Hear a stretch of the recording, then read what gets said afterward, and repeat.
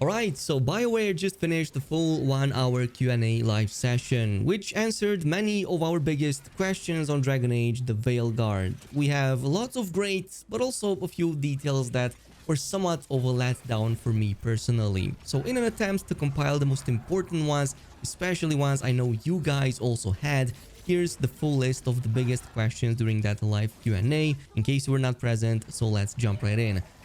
Now, starting on a positive note, BioWare was able to confirm that there won't be any microtransactions, no online play, no multiplayer, and also no login to EA client. Everything is going to be handled in-game.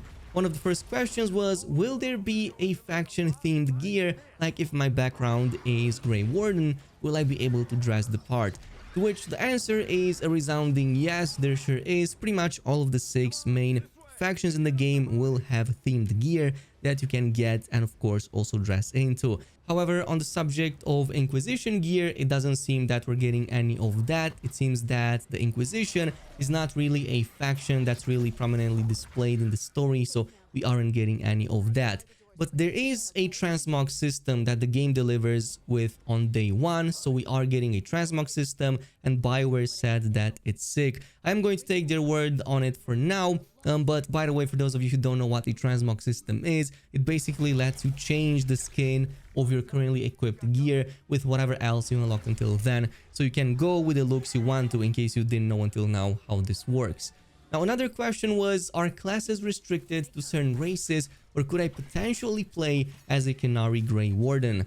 And the answer is, well, you kinda can make most if not all of the combinations in the game between classes, lineage, and faction.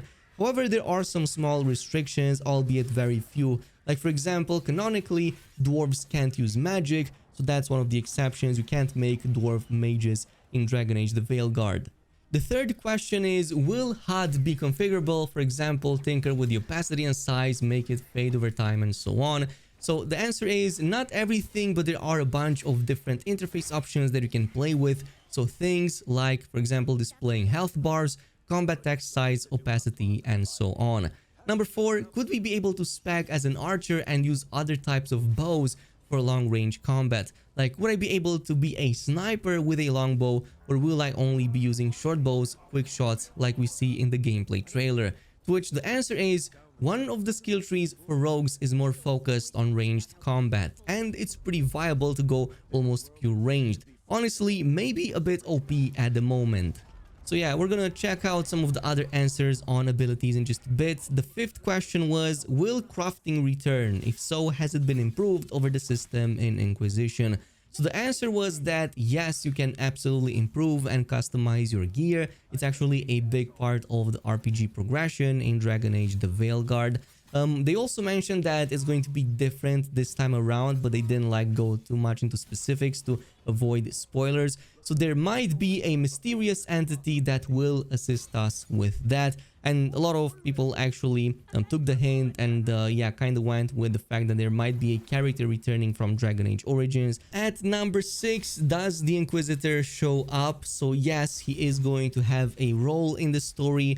We can even create our own Inquisitor, by the way, but we can't import him from the old save file. It seems that BioWare was not able to do that in time. We can, however, just recreate the Inquisitor in the character creator. So yeah, it definitely seems like we can at least have him part of the story somehow. Also, on the subject of other old returning characters, can we expect old faces to make a reappearance? I'd be one interested in, for example, Hero of the Ferelden again, with or without his companions, maybe even his child all grown up since it's been 10 years. So the answer was, we'll see some familiar faces for sure, though they don't go into much more detail than this.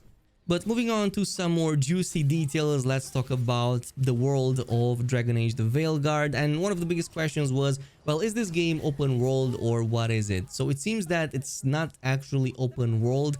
You do get to play in Northern Thedas. We saw the start over there in Minrathous.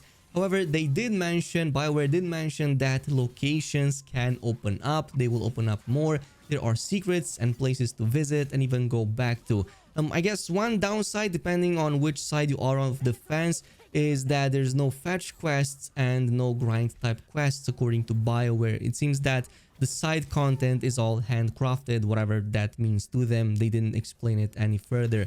Now, another pretty big letdown for me is that BioWare confirmed that there won't be any mounts in Dragon Age the Veilguard. They did mention that this addressed a need in Inquisition, which was the fact that the maps were quite large over there, so you needed to traverse faster, but that doesn't seem to be the case in Veilguard, which leads me to believe that the maps or the map size of the game is going to be much smaller than we initially thought. I guess we're gonna wait and see. There is, however, something positive about this, and that is that locations can fundamentally change based on decisions that you make, I guess mostly in the main story. So the choices that you make have an impact on how places exist and develop according to the game's creative director. The world reacts to your race backstory as well. It seems that BioWare put a lot of emphasis into choices, into like reactivity and interactivity, so I guess we're gonna wait and see how that pans out. At number 8, we have, well, the biggest question of the day, and that is how many abilities, and are abilities limited to how many we can pick from the wheel? So unfortunately, the answer here is that the ability wheel has a capacity, so you can only choose which 3 abilities you want to bring for Rook, which 3 for one companion, and then 3 more for the last companion. So that's 3 abilities in total, but 3 are of your own characters, which is a big letdown for me, but there are some things that might offset this a little bit. They were able to confirm that beyond this, there's also an ultimate ability associated with our class/specialization. Beyond this, there's also types of items that we can get that serve different functions that can work like abilities, like providing buffs, enhancements, maybe even function like runes. They also mentioned that companion gear that we get can synergize in different ways with the commands that we issue. So commands that we issue to our companion characters are also a big part of the strategy involved here, and some of this gear can even have effects that can proc when we issue commands with our character. So they can be more ability-like, like proccing effects and so on. So yeah, this sounds pretty interesting, but I kind of wished we had a lot more control over our own character than anything. And speaking of that, we're not going to get any control over other characters besides from this wheel. So there's not going to be a top-down camera that lets us select it. It's all going to be down from that wheel that you saw from the previews. You can, however, issue commands from there. So there are different other commands that can do more than just use abilities. They can focus on tanking, on healing, supporting, and so on. Another big one on abilities is, are we able to keybind our bigger spells/actions, or will we have to open the ability wheel every time? To which the answer is yes, there is a quick cast option if you prefer not to use the wheel, and there's even mentions of corded actions using the controller. So that is, by the way, by pressing a button while you hold down another button, like for example using R2 and then pressing the face button to cast a different set of abilities navigated in the menu. Another big one is on companions and unique abilities. So will companions have unique specs, or are there ones that we can also use like in Dragon Age Inquisition? So the answer is companions will have abilities that are really unique to them, but they do fall in the archetypes of rogue, mage, and warrior. But the bulk of their skills are based on the bulk of their personality. That is why out of the 5 available skills that they might have, 3 of them are specific to these characters. Like for example, Nave was given as an example. So she has 3 ice spells that are unique to her, but she also has 2 more mage related spells, one of which all mages have, like for example the slow time.